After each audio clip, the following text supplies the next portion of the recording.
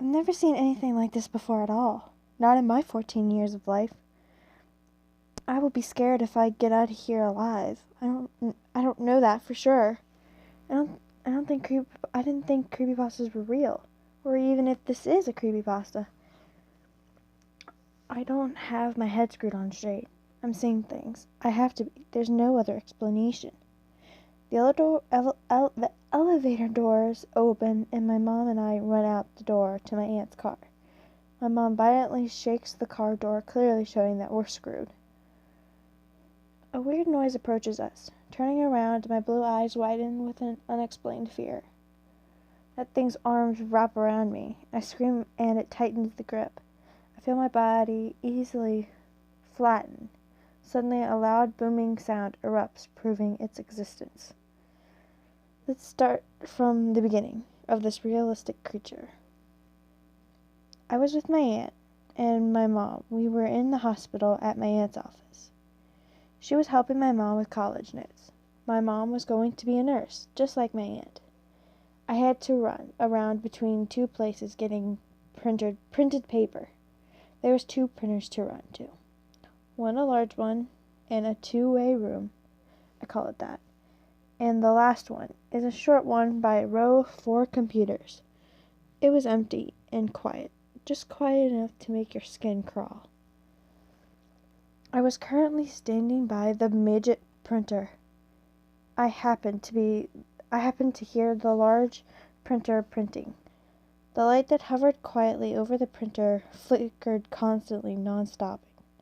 An uncomfortable feeling rises in me. I feel like I'm being watched by an unknown figure just beneath the corner of my eye. I picked up the papers, wanting to look at the last page. For some reason, as I read it, I shuddered in the cold. It read, in red ink, "What do you see when you look into a mirror?" I rolled the paper up, shoving it into my pocket. I quickly ran back to Lou's office.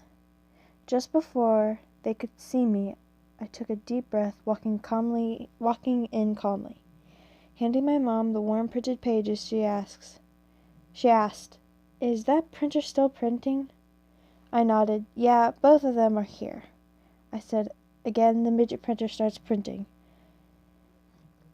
I turned around, running back into the small room with the small printer. Grabbing the papers, I heard something shattering, like glass.